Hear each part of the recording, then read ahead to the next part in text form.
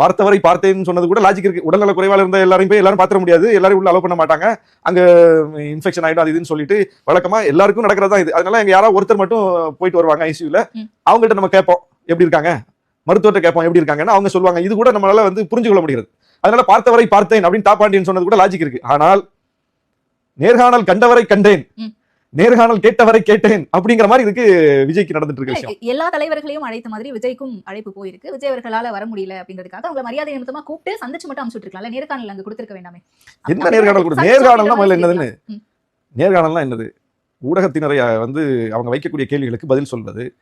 அது வந்து பிரிண்ட் மீடியாவா? என்டிடிவினா என்ன? தி ஹிந்துவா, இந்தியன் எக்ஸ்பிரஸா, தினத்தந்தியா, அச்சு ஊடகமா?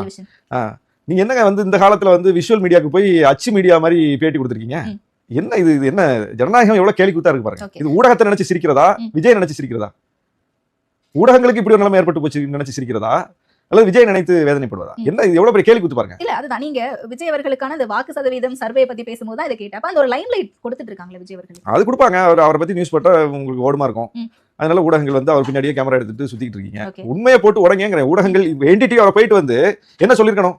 எல்லா தலைவர்களையும் கூட்டம் வந்தாங்க, விஜய்க்கு என்ன கொம்பு முளைச்சிருக்கா, இப்படிதான் ஒரு ஊடகங்களை ட்ரீட் பண்ணுவாரா, ஒரு பேட்டி கொடுக்க மாட்டாரா, கூப்பிட்டா ஒரு இடத்துக்கு வர மாட்டாரா, வேற தலைவர் இருந்தா கேட்டுப்பீங்கல்ல. அப்போ எல்லாரும் உங்களை மதிச்சு வர்றாங்க. எல்லாரை விட எஸ்டாப்ளிஷ்டு பார்ட்டிகளை விட இதனுடைய தேவை யாருக்கு இருக்கு? வளரும் கட்சிக்கு தானே இருக்கு. எங்களை போன்ற கட்சிகள் வந்து இந்த கிடைக்கக்கூடிய வாய்ப்பை பயன்படுத்தி மக்கள்கிட்ட கொண்டு கருத்துக்களை சேர்ப்பதற்கு நாங்க வந்து வாய்ப்பை எதிர்பார்த்துட்டே இருக்கணும். நாம் தமிழர் அப்படிதான் இருக்காங்க. ஊடகத்துல இருந்து விலகி இருக்காங்களா? எந்த வளரும் கட்சி நான் ஊடகத்துல இருந்து விலகி இருக்கு? ஊடகங்களின் வழி மக்கள்கிட்ட உரையாடக்கூடிய வாய்ப்பா தான் இதை நாங்க பார்க்கிறோம். அப்போ ஆளும் கட்சியே அப்படி பாக்குது. நான் முதல் ஆளுங்கட்சியாச்சு, நமக்கு என்னன்னு கேட்ட சாத்திட்டாங்களா? இல்லையா? உரையாடுறாங்கல்ல, முதலமைச்சரே வந்து உரையாடுறாங்கல்ல, அது மாதிரி எதிர்கட்சி தலைவர் வந்து உரையாடுறாங்க, எல்லா கட்சி தலைவர்களும் உரையாடுறாங்க.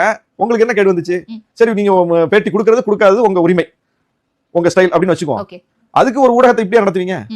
நீங்க போராடும் மக்களையும் அப்படிதான் நடத்திருக்கீங்க. உங்களால் உங்க கூட்டத்துக்கு வந்து பலியான மக்கள், அந்த குடும்பத்தை சார்ந்தவர்களை நீங்க அப்படிதான் நடத்திருக்கீங்க. தூய்மை பணியாளர்கள் போராட்டமா, அங்க அவர் போக மாட்டார். தூய்மை பணியாளர்கள் படையூருக்கு வரணும். கரூர்ல பலியான மக்கள், அவங்க குடும்பத்தை சார்ந்தவர்கள் எப்படிப்பட்ட மனக்காயத்துல இருந்தாலும் சரி, எவ்வளவு வேதனையில இருந்தாலும் சரி, அவங்க அங்கிருந்து பஸ்ஸை கொண்டு வந்து இங்க வர வச்சு அலைய வச்சு அவங்கள்ட்ட கொஞ்ச நேரம் பேசி அனுப்புறது, இதெல்லாம் வந்து எவ்வளவு பெரிய கேலி கூத்து, இதெல்லாம் எவ்வளவு வந்து அவலம், இதெல்லாம் ஜனநாயக அவலம். இதெல்லாம் ஒரு தலைவர்னா மக்களை நோக்கி போகணும், மக்களை போய் பார்க்கணும், ஊடகங்களை சந்திக்கணும், ஊடகங்கள் முன்வைக்கக்கூடிய கேள்வி எதிர்கொள்ளணும். அதுதான் வந்து ஜனநாயகத்துல நம்ம பார்த்துக்கிட்டு வர்றோம். இது என்ன இது புதுசா இருக்கு? எல்லாரையும் பனையூருக்குவா பார்த்துக்கலாம் அப்படின்னா, இப்ப நாளைக்கு அவர் ஆட்சிக்கே வந்துட்டாருன்னா கோப்புகள்லாம் வீட்டுக்கு தான் போகும் போல இருக்கு. கோட்டைக்கு வருவாரா மாட்டாரா? புரியுது. எவ்வளவு பெரிய இது, என்ன எவ்வளவு பெரிய அவலம் இது. நாளை ஒரு ஆட்சிக்கு வந்த பிறகு எவ்வளவு விஷயங்கள் நடக்கும், அதை எப்படி ஃபேஸ் பண்ணுவார்? அப்போ வந்து